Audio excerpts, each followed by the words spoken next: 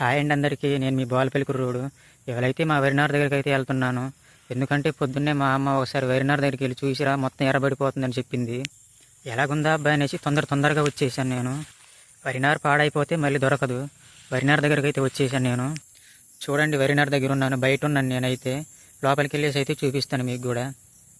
కంచె అయితే కట్టేసి ఉన్నారు. ఆ బొక్కలో నుంచి వెళ్ళాలి నేను ఇప్పుడు. మొత్తానికైతే చాలా కష్టపడి లోనకైతే వచ్చేసాను. మా వరినార్ దగ్గరికి అయితే వెళ్తున్నాను ఇప్పుడు.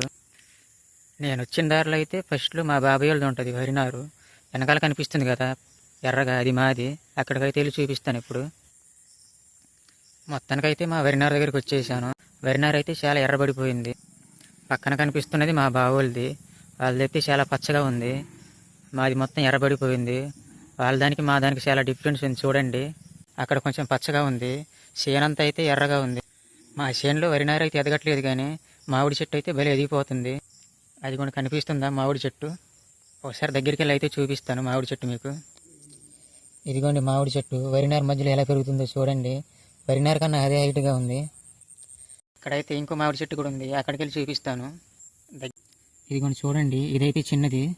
ఇందాక చూసింది అయితే కొద్ది పెద్ద చెట్టు.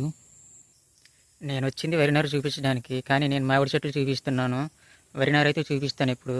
ఆ చివరికి వెళ్ళి చూపిస్తాను. కొంచెం పచ్చగా ఉంది చేనైతే. చూపించే కదా చివరికి వెళ్తానని ఇక్కడికి వచ్చేసాను చివరికి. మా చేనికి మా బావుల చేనికి మధ్యలో గట్టుకోవడం మొత్తం పిచ్చి మొక్కలు ఉన్నాయి. మొత్తం పిచ్చి మొక్కలు అనుకున్నారేమో. కూరనుకొని తినే మొక్కలు కూడా ఉన్నాయండి. చూపిస్తాను మీకు ఆ మొక్క ఏంటో. ఇదేనండి మొక్క. దీన్ని పచ్చకూర మొక్క అంటారు. దీన్ని కూర వండుకొని కూడా తింటారు. నారైతే చూసేశారు కదా, చాలా ఎర్రబడిపోయింది. మందైతే చల్లేయాలి తొందరగా. వర్షాలు వస్తున్నాయి కదా, ఇప్పుడే చల్లేయాలి. వేర్లకి చక్కగా మందు పట్టి మళ్ళీ పచ్చగా తయారైద్ది పొలం అంతా. నేను బయటికి వెళ్ళాలంటే మళ్ళీ కంచె దాడుకొని వెళ్ళాలి. చూడండి, చుట్టూ కట్టేశారు కంచె. కంచె ఎందుకు కట్టారంటే సమ్మర్లో వదిలేసిన ఆవులు ఇంకా తిరుగుతూనే ఉన్నాయి. తింటాయన్న భయంతో కంచె కట్టాల్సి వచ్చింది. చూడండి, చుట్టూ కంచె కట్టేశాం.